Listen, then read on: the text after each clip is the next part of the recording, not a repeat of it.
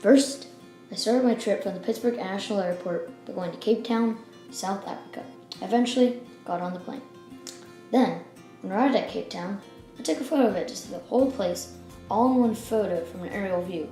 I even have Tabletop Mountain in the background. When I got off, I went straight to the Castle of Good Hope.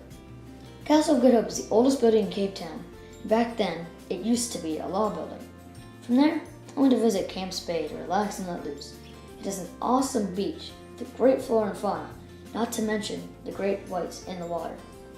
When I was done with Camp Spade and I let loose, I decided to take a trip to Tabletop Mountain to ride the aerial cable.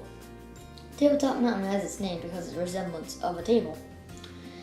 I then decided to go see a soccer/football game, as they call it down there, and had a great time and met some nice people. They even let me take a photo with them.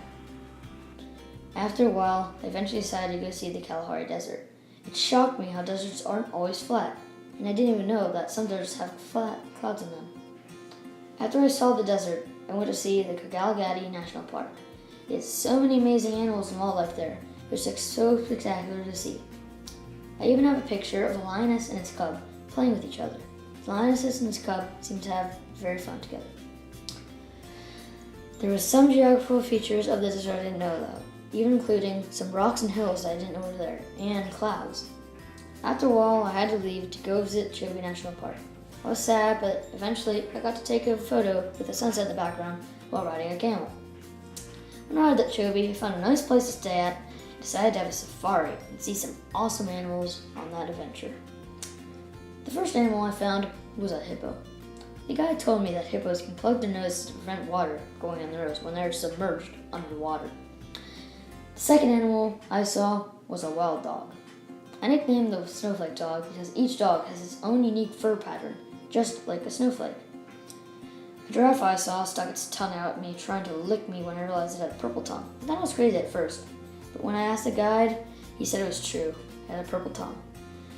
Then we saw an elephant, and I found out they could die of sadness and refuse to eat and drink while they mourning a loved one. Also, we saw a lion, and the guide told me it was the second biggest cat in the world, following the tiger. Finally, the last animal we saw was actually a reptile, a crocodile to be specific. Did you know crocodiles live the average human lifespan? After I saw an amazing safari, I decided to see a breathtaking scene of Victoria Falls. When I arrived, I saw that Victoria Falls flows to and from the Zambezi River. It was pretty awesome because they have a bridge across it with Victoria Falls in the background. After I read that fact, I decided to go to Devil's Pool and lay on the edge of Victoria Falls, which has a 360-foot Victoria drop. I then decided I want to go hang gliding with the birds.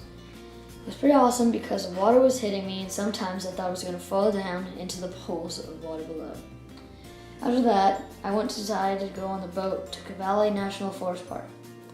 When I arrived to Kalahari National Forest Park, I decided to take a helicopter and take a photo of the entire park and see everything there. After that, we went on a safari in the jungle and saw that some chimpanzees. The guy told me that chimpanzees have hands and feet alike so they can climb trees easily. Then we saw a baboon. Baboons have very sharp and large teeth that scare away predators, and they are omnivores too. Then I went to Nebra, Kenya. I went to take some pictures of the wealth and the poor. The wealth had a happy life.